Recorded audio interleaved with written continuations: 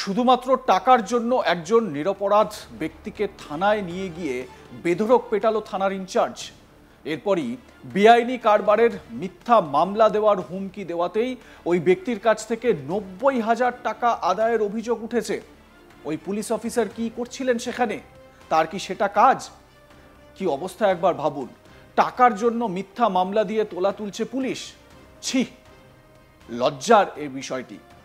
সাম্প্রতিক সময়ে পুলিশ এবং ঘুষ খাওয়া যেন সমার্থক। একটা সময় ছিল পুলিশের নামে মানুষ ভয় পেত, কারণ পুলিশ শান্তি শৃঙ্খলা বজায় রাখবে। একদিকে যেরকম সেই আশ্বাসটা ছিল, অন্যদিকে যারা দুষ্কৃতী সমাজবিরোধী তারা ভয়ে কাঁপত। আর এখন পুলিশের নামে লোকে ছি ছি করছে। আপনারা কয়েকদিন আগেই দেখেছেন বরানগর পুলিশের একটি গাড়িতে, বরানগর থানার পুলিশের একটি গাড়িতে এএসআই বসে রয়েছেন, বাইরে একজন সিভিক ভলেন্টিয়ার তোলা তুলছেন। কিভাবে? যে ট্রাকগুলো সেখান থেকে পাস করছে সেখান থেকে টাকা ছুড়ে দিচ্ছে, সিভিক গিয়ে সেই টাকাগুলো নিচ্ছে। ওই ভদ্রমহিলা সিভিককে কান ধরিয়ে উঠবোস করান, এমনকি গাড়ির ভেতরে থাকা যে এএসআই তাকে পর্যন্ত হাত জোর করে ক্ষমা চাওয়ান। এই ভিডিও সোশ্যাল মিডিয়ায় ভাইরাল।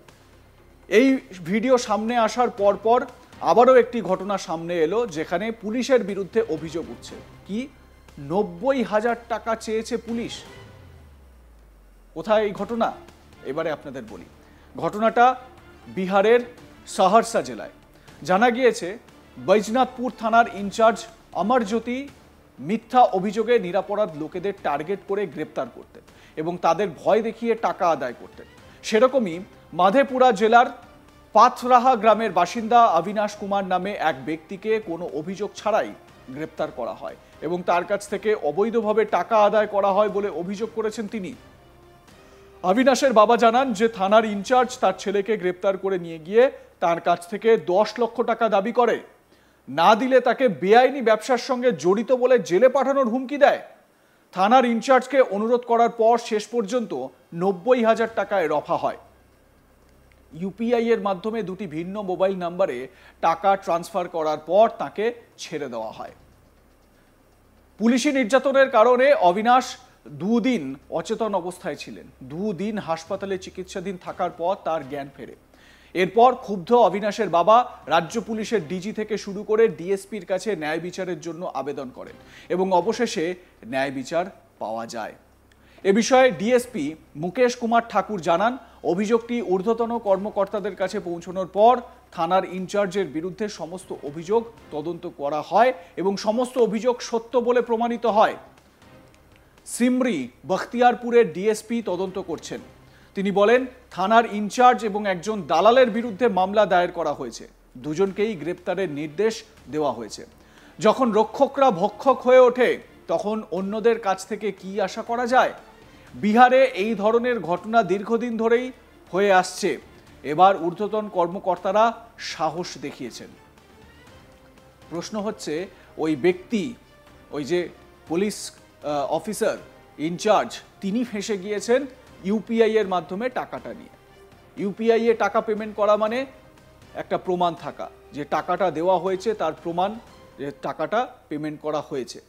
ক্যাশে যদি টাকা দেওয়া হতো বা নগদে যদি টাকা দেওয়া হতো তাহলে তো কোনো প্রমাণই থাকতো না। কিন্তু লজ্জা লাগে এই ধরনের ঘটনা বারবার সামনে আসায়। কোনো একটি বিষয়ে যদি পুলিশের কাছে অভিযোগ থাকে, নির্দিষ্ট তথ্যের ভিত্তিতে পুলিশ যদি কাউকে গ্রেপ্তার করে, তাকে জিজ্ঞাসাবাদ করতে পারে, তার কাছ থেকে তথ্য বের করার চেষ্টা করতে পারে, এমনকি তাকে কাস্টাডিতেও নিতে পারে। যদি প্রয়োজন হয় তাহলে তাকে আদালতে তুলতে পারে।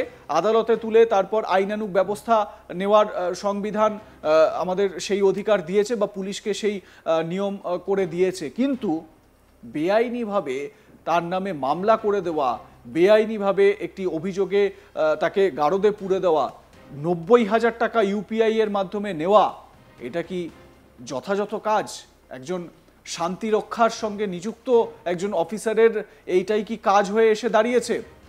যে কাজ করা উচিত পুলিশের সেটা হচ্ছে গিয়ে রাজ্যের ভেতরে যাতে কোনো রকম নাশকতার ছক তৈরি না হয়, কোথাও যদি কোনো রকম অস্বস্তিকর পরিস্থিতি তৈরি হয়, কোথাও অস্বাভাবিক বিষয় সামনে আসে, সেই বিষয়ে নজরদারি করা পুলিশের কাজ। এই যে পেহেলগামে জিহাদিরা ঢুকে গিয়ে জানে শেষ করে দিল ২৬ জন নিরীহ পর্যটককে, কোথাও কি আশঙ্কা জাগে না যে এই ধরনের ছক বা এই ধরনের চক্রান্ত অন্যান্য রাজ্যেও কোথাও না কোথাও প্ল্যানিং করা হচ্ছে? জিহাদিরা আমার আপনার মতন সাধারণ মানুষের বেশে লুকিয়ে রয়েছে এবং পরিস্থিতি সুযোগ বুঝে তারা অ্যাক্টিভ হয়ে এই ধরনের হামলা আবারও ঘটাতে পারে। তাহলে দেশের অভ্যন্তরে এই ধরনের কোনো কার্যকলাপকে রোখার দায়িত্ব তো পুলিশের। আর পুলিশ কি করছে? পুলিশ ৯০,০০০ টাকা ইউপিআই এর মাধ্যমে নিচ্ছে, যদিও এই ইউপিআই এর ট্রানজাকশন করেই ফেসে গিয়েছে ওই ব্যক্তি, মানে যিনি ইনচার্জ ছিলেন। যে ব্যক্তিকে মারধর করা হয়েছে, অবিনাশ নামে যে ব্যক্তিকে মারধর করা হয়েছে, জানা যাচ্ছে সেই ব্যক্তি অচৈতন্য হয়ে পড়েন এবং তারপর তার বাবা এ বিষয়ে অভিযোগ জানান ডিজির কাছে।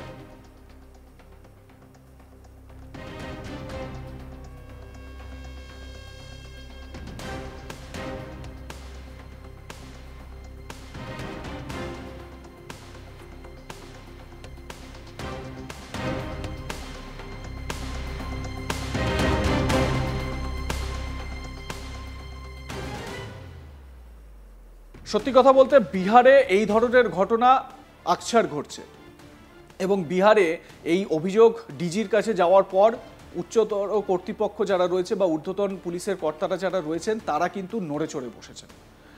বিহারের থেকে যদি আমরা একটু পশ্চিমবঙ্গের দিকে তাকাই, তাহলে যে কথাটা আমি প্রথমেই বললাম, বরানগর থানার একটি গাড়ি, সেই পুলিশের গাড়িতে এএসআই ভেতরে বসে রয়েছেন এবং সিভিক ভলেন্টিয়ার তোলা তুলছেন সেখান থেকে পাস করা বিভিন্ন ট্রাকগুলো থেকে।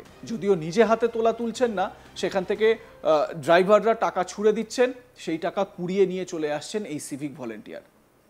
হায় রে, এই সিভিক ভলেন্টিয়ারকে নিয়োগ করা হয়েছিল যাতে ট্রাফিক কন্ট্রোল করা যায়, যাতে যানজটের পরিস্থিতি মোকাবিলা করা যায় জায়গায় জায়গায়। সেই সিভিক এখন তোলা তুলে দিচ্ছে পুলিশের জন্য। ভাবতে পাচ্ছেন? একটা কথা আছে না, বাঁশের থেকে কঞ্চির দর বেশি। বর্তমানে বাংলার বুকে এই সিভিক ভলেন্টিয়ারদের অবস্থাটাও ঠিক একই রকম। পুলিশের বড় কর্তা, ট্রাফিক পুলিশের বড় কর্তা, তারা এক জায়গায় চুপচাপ দাঁড়িয়ে থাকতেও দেখবেন কোথাও কোথাও, সেখানে সিভিক ভলেন্টিয়াররা ভীষণ রকম অ্যাক্টিভ, যেন সেই পুলিশের বড় কর্তা হয়ে গিয়েছে। যদিও বড়নগর থানার তরফ থেকে ওই ঘটনার পর একটি বিবৃতি দেওয়া হয়, যেই বিবৃতিতে পুলিশ কি বলছে? পুলিশ বলছে যে পুলিশ যদি চাঁদা তোলে তাহলে ওই পুলিশের বিরুদ্ধে অভিযোগ জানান পুলিশকেই। ভাবুন কাণ্ডটা, দারুণ জমেছে কিন্তু এই বিষয়টা, তাই না? আপনাদের মতামত কি জানাতে ভুলবেন না। দেখতে থাকুন আজ তাক বাংলা, সাবস্ক্রাইব করুন আমাদের ইউটিউব চ্যানেলটি, বেল আইকন প্রেস করুন নোটিফিকেশন পেতে।